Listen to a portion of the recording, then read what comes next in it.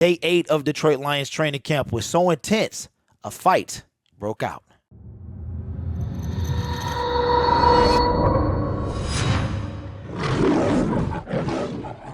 Hello everyone, my name is Derek and welcome to Detroit Lions Syndicate. If you are new to this channel, we talk all things about the Detroit Lions and we make short videos. No need to drag them out for 12 minutes or longer. You won't find Y for yes or N for no on this channel. So if that's your type of thing, short to the point videos that don't take a lot of your day, subscribe to the YouTube channel. If you want those videos to then appear in your notification feed, then hit the notification bell as well. Day 8 of training camp was an intense day. Day 7 was more of an extended walkthrough as the players got a break from pads on Wednesday. But they put those pads back on today and they went at it. As a matter of fact, they went so hard that they had to cut the end of practice short. The NFL only allows 150 minutes, which is the equivalent to 2.5 hours for the NFL practices. And the Lions were teetering right on the edge of that 150-minute mark. So Dan Campbell had to cut the practices. And today was the longest practice to date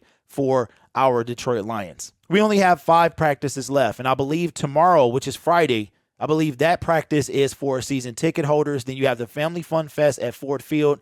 That's going to be Saturday. And then you have the afternoon practice on Monday. We wind up with the Tuesday and Wednesday practice will be the last one as we head into the preseason game August the 12th against the Atlanta Falcons. But we heard Dan Campbell say earlier this week that the players were practically begging to put on pads because they wanted to hit each other and get physical. And it got mighty physical today. A few players got heated today and it boiled over into a little skirmish. This information comes from Pride of Detroit. I will link the article in the description. About halfway through practice, emotions boiled over when Austin Bryant and Dan Skipper were locked up during a full-time rep. Bryant threw one late punch, and that led to a full team fight. Notably, Logan Steinberg came in and helmets were literally rolling. While you love to see intensity, it was a bit dangerous to see some players go to the ground.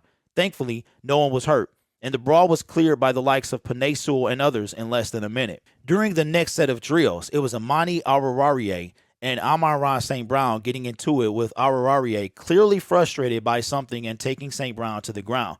That scuffle did not spread to the rest of the team. In pure St. Brown fashion, a few plays later, he clearly beat A.J. Parker for a big gain and punted the ball across the field in celebration. Word has been coming out of camp that it's been physical all camp long, and they've been on the brink of a skirmish, but nothing serious broke out. And today, I guess each side of the ball had had enough, and a legitimate skirmish broke out. But it was good to see the likes of Penei Sewell breaking it up and the fact that it only lasted for less than a minute. I know teammates get into it, and I'm glad nobody get hurt. Sometimes your passion gets the best of you, and you let your frustration out. But these are all grown men. They know how to handle their business, and they have the same goal in mind. So I'm glad to see the passion, and I'm glad to see nobody got hurt. When it comes to Jared Goff, he has been a hot topic ever since he was initially mentioned in that trade for Matthew Stafford. And he didn't really do much in Detroit his first year. I think it was a case of a strange man in a strange land.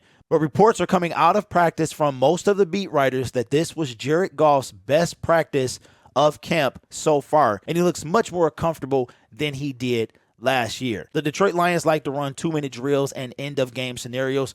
Here's one that went down today.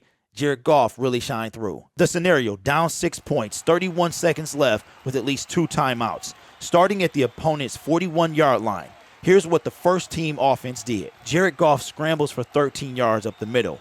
Timeout. Aiden Hutchinson sacks Goff, beating Big V for 7-yard loss. Another timeout.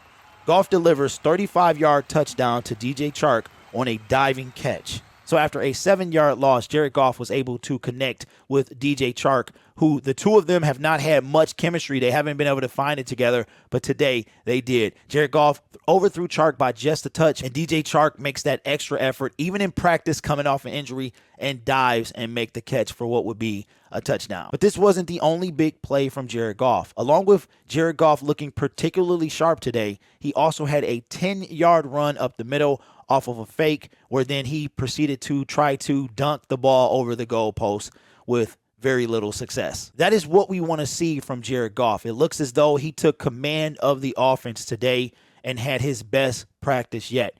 We want to see more of that from him. I think confidence has a lot to do with the way a quarterback plays. And I think he'll be much more confident this year with not only in himself after the trade. I think the trade really shook Jared Goff, and he came to a place that was essentially an empty nest. I think that Goff is going to do much better this year, and it's good to really see him starting to connect with Chark, because that is going to be a great tandem this year as the season progresses. And when Jameson Williams come back, those two guys on the outside, that's going to be outstanding. Jeremy breaks down a lot more in the article, so I'll leave that in the description, and I strongly suggest that you go check it out. Many more positions are broken down, and he tells you exactly what happened in those positions at camp today. So make sure you go ahead and click that link in the description and check out Pride of Detroit. There's a part in the article about rookie linebacker Malcolm Rodriguez, who's getting a lot of love coming out of training camp. So make sure you check that out. My name is Derek. This is Detroit Lions Syndicate. Thank you for helping me reach 4,400. We're on a push to 4,500 with the ultimate goal of 5,000 before the season starts. So if you are not new and you've been sticking around for a while, consider subscribing so you can get your Lions fix on this channel. Stay up to date with all things Detroit Lions. We have 38 days into the season opener and 8 until the first preseason game. You guys are awesome. Take care of yourself. And as always, go Lions.